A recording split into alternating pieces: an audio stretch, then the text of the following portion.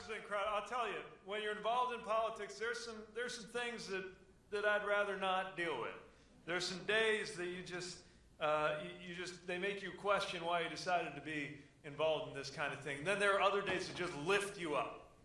There are days when you're in a room full of people with like-minded values who make you think that the future is in fact going to be better than the past. And then there are just moments you pinch yourself, like to be on the stage with Bill Nye the Science Guy. It's just not something I ever thought I'd got to do.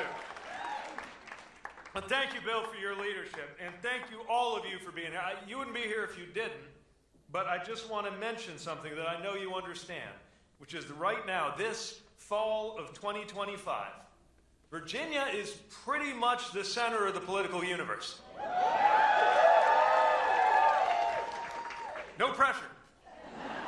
This election, which is, of course, so important for the Commonwealth, is also so important for the country. And maybe it's fitting that a state at the heart of one of the first big tests of our political life as a country after 2024 ought to be Virginia, the cradle of the republic in so many ways. And that's why I'm so excited, in particular, to be in Charlottesville on a night like this. Here at the famous Jefferson, whose namesake left us a complicated legacy, but one that includes one of the treasures of this nation, the University of Virginia.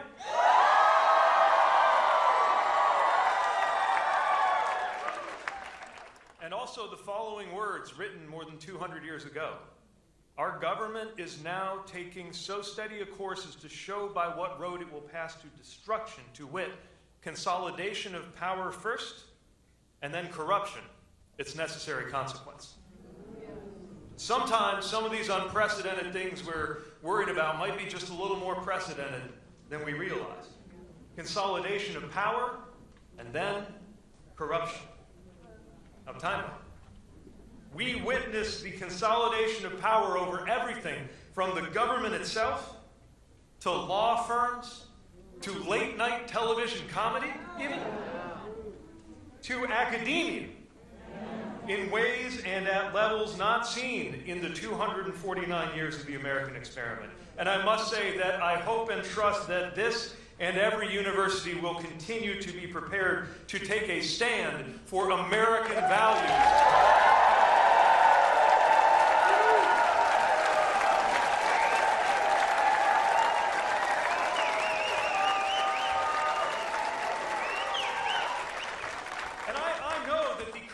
Has been so brazen, and the consolidation of power has been so swift that many of us are left with a sense of powerlessness, that there's nothing we can do. That's how they want us to feel, like we're in front of a steamroller, and there's just nothing we can do.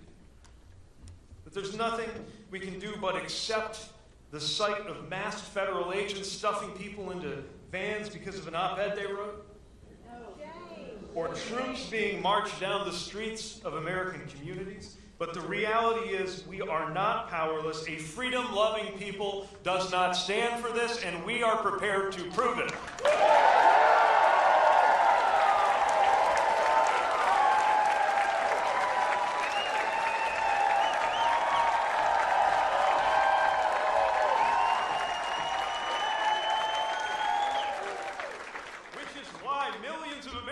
Just a few days ago rose up in more than 2,000 places across America to say, just as our founders did, that a free people vows to no king. But you get to do something that many of those marchers in hundreds of communities wish that they could do at this moment in this season, and that is vote for the leadership that we want.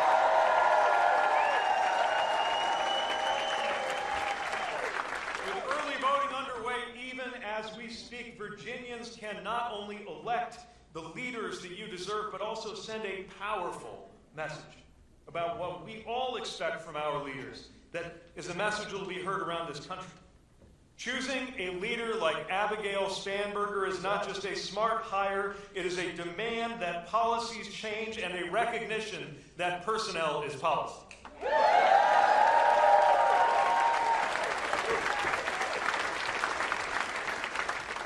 I woke up today with very mixed emotions in Washington, D.C., and thought about the people who are running that branch of our government. And I don't just mean the president and the vice president, but across the board, we could do so much better. We can do so much better than a Secretary of Defense who accidentally sends secret battle plans to a journalist on an unclassified group chat. We can do so much better than that. When a Secretary of Homeland Security can't be bothered for 72 hours to launch search and rescue teams, just waiting for the go-ahead and the order to go help Americans as floodwaters rise in Texas, we know that we can do so much better than that. We can do so much better than a Secretary of Health who is doing his best to make hepatitis great again in the United States of America. A hell of a lot better than a Secretary of Education who gives a speech, and I'm not making this up, talks about the importance of, quote, A1. A1.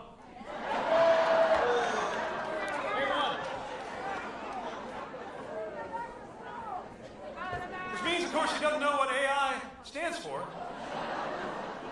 Which means the person in charge of our children's education doesn't know the difference between a steak sauce and the most important technology to affect schooling since the invention of the pencil. We can do so much better than that.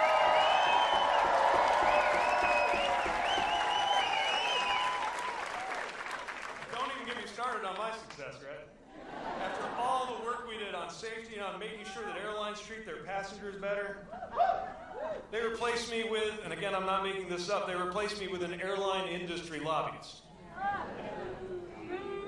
Now, why am I talking about federal government? Because you might look at all this going on in Washington and throw up your hands, because the truth is there is only so much we can do about that for the next 3 years. Or you could remember the importance of the fact that our system places so much power in the hands of the people you are about to elect, state leaders, from the governor on through to legislators and the other statewide offices, and know that you will never make the mistake of treating the presidency like the only office that matters.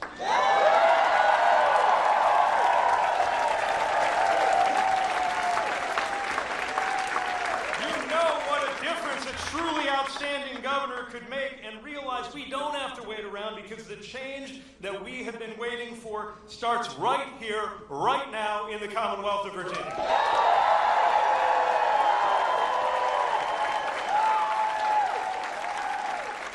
I've known Abigail Spanberger for years. We worked side by side to deliver the biggest infrastructure package in modern memory, delivering hundreds of improvements across Virginia alone. Just in the Charlottesville area, everything from the airport to 100-year-old gas lines being replaced, we worked together, and one of the things that I love about her is that everything about her turns the GOP narrative about who Democrats are upside down. Right? They talk law and order. Enter Abigail Spanberger, who served in federal law enforcement, going after narcotics cases and money laundering, who understands from firsthand experience that the job of law enforcement is to keep the American people safe, not to execute a revenge plan against the political adversaries of the president.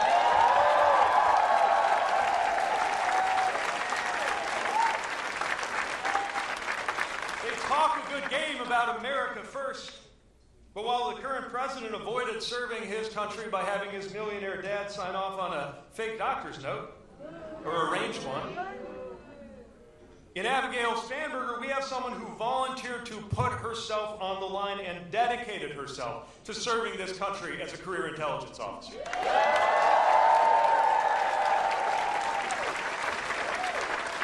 They say Democrats are extreme, but in Abigail Spanberger, we have somebody who was once literally named the most bipartisan member of the whole delegation, because what she cares about is just getting good things done. And here's the thing, when you clear away all of those false narratives, as she does so effectively, then we can get to the reality, which is that on issue after issue, she represents what most Virginians want to see, and her opponent absolutely does not. See, most Virginians already agree and believe that when it comes to taxes, it is the wealthy who need to pay their fair share and working Americans who need a break, not the other way around.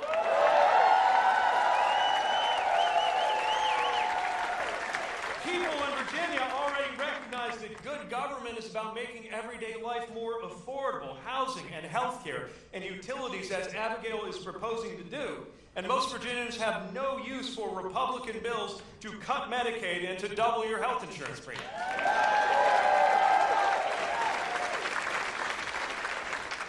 Most Americans know that having a Second Amendment is absolutely compatible with common sense measures like background checks to keep people safe from government. Including most gun owners recognize that. Most Republicans recognize that.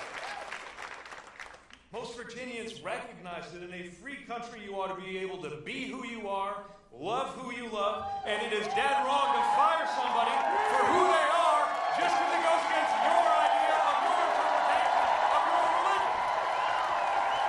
People know that in this state.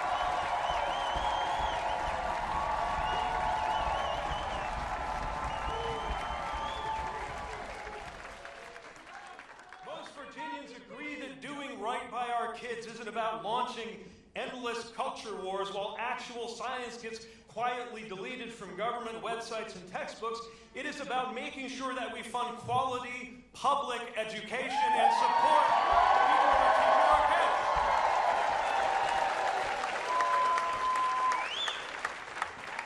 And most Virginians know that wherever you come down on an issue as sensitive, as moral, as personal, as the beginning of life, wherever you draw that line, we agree on who gets to draw the line, and that is a woman facing a decision about her own health and her own future.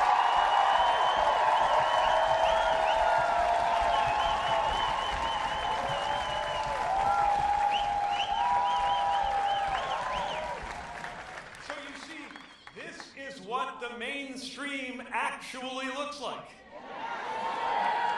And we've got a future leader and Democrats up and down the ticket who reflect that, who speak to people who want problem solving, not trolling, people who want a healthy civic life, not the gutter of the online comment section taking over our lives.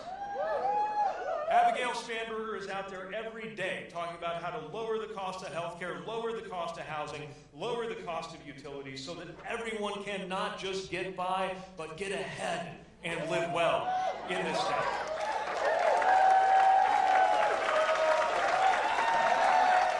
But here's the thing. Just because you've won a policy argument doesn't mean you automatically get to win the election. That's where you come in. She and the other candidates, they are doing their jobs as candidates, but all of us have to be involved. So we need every eligible voter here to make your plan to vote. And if you've gotten your vote in already, which I hope you have, then you got to talk to everyone you know, especially the ones who would never come to a rally like this, but who have so much on the line, and talk to them about why you're involved and see if they've made a plan. I need you to pester the people that you love until you're sure that they're going to get their vote in. Because that's how we're going to deliver this election. That's how we're going to get results for Virginians, and that's how we're going to generate something that, to use a word that I know has fallen out of fashion in our time, is hope. Sometimes people ask me where to find hope, when we will summon enough hope to do something, but that gets it backwards. I've been thinking all year about the words of Roberto Unger, a thinker who said the wisest words I've ever heard spoken about hope, that hope is the consequence of action more than its cause. So when you show up one Saturday morning at the same time as millions of your fellow Americans to insist that our nation have no king, you're not waiting for hope, you are generating hope. And coming here tonight is an act of hope, because you wouldn't be here and I wouldn't be here if we didn't believe that we can make a difference through the process of electing better leaders.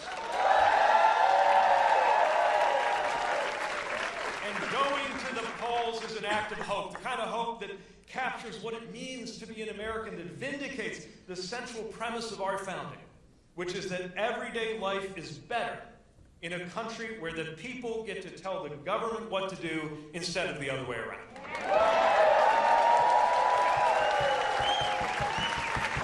So, my friends, you can make everyday life better in this state. You can get a problem solver into the highest office in the Commonwealth, and you can send a message of hope that will be noticed around the country and heard around the world. But we only have a few days to go. So are you ready to go the extra mile and make sure that happens?